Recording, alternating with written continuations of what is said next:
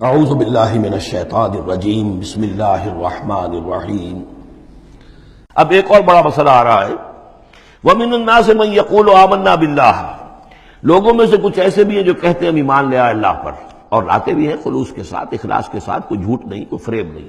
ظاہر بات ہے کہ مکے میں کوئی فریب کے لیے کوئی ایمان لانے والا نہیں تھا، وہ تو حالات ایسے پیدا ہوئے مدینے میں آ کر کہ جہاں ایمان کا اعلان فریب کے تحت بھی ہونے لگا۔ لیکن یہ کہ مکے میں تو ظاہر بات ہے جو ایمان لایا اس کو مار پڑنی شروع ہو گئی، تو اس میں خامخواہ کہے کے لیے کوئی شخص جو ہے وہ جھوٹ موٹ کا ایمان کائے کو لائے گا۔ لیکن یہ ضرور ہوتا ہے کہ کچھ لوگ کم ہمت ہوتے ہیں، جیسا کہ میں بارہا آپ سے عرض کر چکا ہوں، کچھ لوگ باہمت ہوتے ہیں، کچھ کم ہمت ہوتے ہیں۔ باہمت وہ ہے کہ جو ایمان لائے اب ہر چے بعد آباد، حد جو ہو سو ہو، ماں کشتی درا بنداختے، جان جاتی ہے جائے کوئی بات نہیں، جو ہو سو ہو۔ کچھ لوگ ہوتے ہیں جن میں اتنی ہمت نہیں ہوتی، گھبرا اٹھتے ہیں۔ اب ان کو بتایا جا رہا ہے کہ دیکھو اگر تم نے استقامت کا ثبوت اب نہ دیا تو اس کا نتیجہ کیا نکلے گا، تمہارا کیا انجام ہوگا۔ اب وہ ذرا ہے کہ اس میں ان کے لیے پھر تحدید ہے۔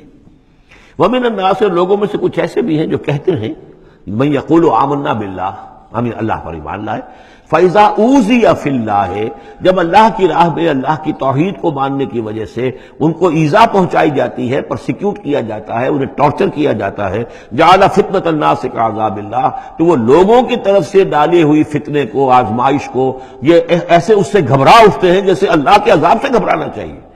کم ہمتی ہے۔ وَلَئِن جَاءَ نَصْرٌ مِّن رَّبِّكَ، اور اے نبی اگر آپ کے رب کی طرف سے مدد آ جائے، صورتحال تبدیل ہو جائے، فتح آپ کو مل جائے، حالات اچھے ہو جائیں، لَيَقُولُنَّ إِنَّا كُنَّا مَعَكُمْ، اس وقت پھر یہ کہیں گے کہ ہم بھی تو آپ کے ساتھ ہی تھے۔ یہ کردار پہلے بھی آ چکا، سورہ بقرہ میں آ چکا، سورہ حج میں آ چکا۔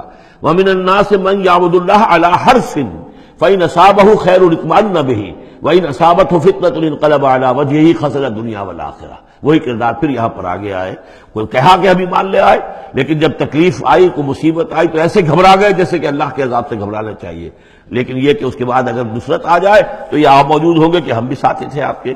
اَوَلَيْسَ اللَّهُ بِعَالَمَ بِمَا فِي صُدُورِ الْعَالَمِينَ، تو کیا اللہ بخوبی واقف نہیں ہے اس سے کہ جو لوگوں کے جو تمام جہان والوں کے دلوں کے اندر ہے اور جو ان کے سینوں کے اندر مضمر ہے۔ وَلَيَعْلَمَنَّ اللَّهُ الَّذِينَ آمَنُوا وَلَيَعْلَمَنَّ الْمُنَافِقِينَ، اور یقیناً اللہ ظاہر کر کے رہے گا سچے اہل ایمان کو اور ظاہر کر کے رہے گا منافقین کو۔ گویا کہ یہ شکل جو ہے یوں سمجھیے یہ وہ روگ ہے کہ یہ اگر بڑھ گیا، تم نے ابھی نپ دی ایول ان دی بڈ، ابھی فوری طور پر اس کی اصلاح کر لو، فوری طور پر علاج کر لو۔ ابھی ٹی بی کا تمہیں انفیکشن ہوئی ہے، فرسٹ سٹیج میں ہے، علاج کر لو۔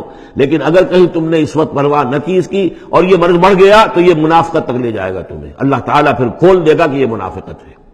تو یہ ہے اصل میں پورے مکی قرآن میں یہ ایک جگہ ہے جہاں لفظ منافقین آیا ہے۔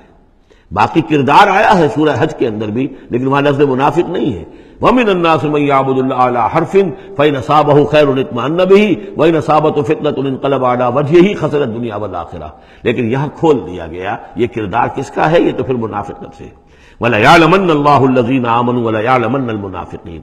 اب ایک اور تیسرا پرابلم ہے، یہ تین پرابلم یہاں پر ٹیکل کیے گئے ہیں۔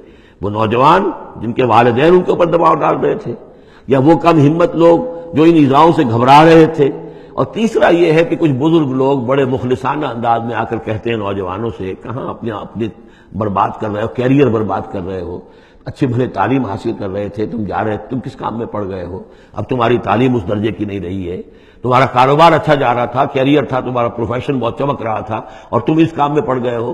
دیکھو یہ تو ایک شخص نے تمہیں ورغلا دیا، دیکھو ہمارے راستے پر چلو، راستہ صحیح یہی ہے، ہم آخر بوڑھے لوگ ہیں، ہمارا تجربہ ہے، ہم نے اپنے بال دھوپ میں سفید نہیں کیے ہیں، ہم تمہیں اپنے تجربے کی وجہ سے کہہ رہے ہیں کہ ہمارے راستے ہی پر چلتے رہو اور کوئی اس کے اندر نقصان نہیں ہوگا، کوئی اللہ کے ہاں پکڑ نہیں ہوگی، اور اچھا اگر اللہ کے ہاں پکڑ ہوئی تو تمہاری طرف سے ہم جواب دہ ہیں، تمہارے گناہوں کا بوجھ ہم اٹھا لیں گے۔ اب یہ گویا کہ نہایت ناصحانہ انداز، مخلصانہ انداز، بزرگانہ انداز، اس میں یہ بات کہی جاتی تھی۔ اب اس میں کیا کریں، اس کا جواب دیا گیا۔ وَقَالَ الَّذِينَ كَفَرُوا لِلَّذِينَ آمَنُوا اتَّبِعُوا سَبِيلَنَا، اور کہتے ہیں یہ کافر ان سے کہ جو ایمان لے آئے، ہمارے ہی راستے کی پیروی کرو، چلے آؤ انہی راستوں پر۔ وَلْنَحْمِلْ خَطَايَاكُمْ، ہم اٹھا لیں گے تمہاری خطاؤں کو، یعنی تمہاری خطاؤں کا بوجھ، تمہارے گناہوں کی سزا ہم بھگت لیں گے۔ وما ہم بحاملین من خطایاہم من شیء، اور نہیں ہیں وہ ان کی خطاؤں میں سے اٹھانے والے کچھ بھی، انہم لکاذبون، وہ جھوٹ بول رہے ہیں۔ وَلَا يَحْمِلُنَّ أَثْقَالَهُمْ وَأَثْقَالًا مَعَ أَثْقَالِهِمْ، البتہ وہ اٹھائیں گے لازماً. پھر دیکھیے وہ لَيَعْلَمَنَّ اللَّهُ الَّذِينَ آمَنُوا وَلَيَعْلَمَنَّ الْمُنَافِقِينَ، اور یہاں پھر وہ لفظ آیا وَلَا يَحْمِلُنَّ أَثْقَالَهُم، وہ لازماً اٹھائیں گے اپنے بوجھ بھی، اور جو گمراہ کرنے کی کوشش کر رہے ہیں اس کی وجہ سے اپنے بوجھوں میں اضافہ کر رہے ہیں، وہ مزید بوجھ ہوں گے.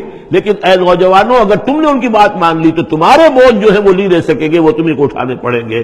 وَلَا يُسْأَلُنَّ يَوْمَ الْقِيَامَةِ عَمَّا كَانُوا يَفْتَرُونَ، اور ان سے لازماً باز پرس ہوگی قیامت کے دن جو افتراء وہ کرتے رہے تھے، جو جھوٹ انہیں گھڑا تھا کہ ہم تمہارے بوجھ اٹھا لیں گے، جبکہ لا تزر وازرۃ وزر اخری، قیامت میں کوئی نہیں ہے جان جو کسی دوسرے کا بوجھ اٹھا لے. یہ 13 آیات، بلکہ یہ کہ اگر حروف مقطعات نکال دے تو 12 آیات، یہ میں سمجھتا ہوں کہ کسی بھی انقلابی اسلامی تحریک کے کارکن کے لیے یہ حرز جان بننے والی آیات ہیں، کہ یہ معلوم ہے کہ اس کے ذہن میں، اس کے شعور میں پیوست ہو جائیں، جیسے کہ پتھر پر کھود دیا جائے اس کا نقش ہو جائیں. صدق اللہ العظیم.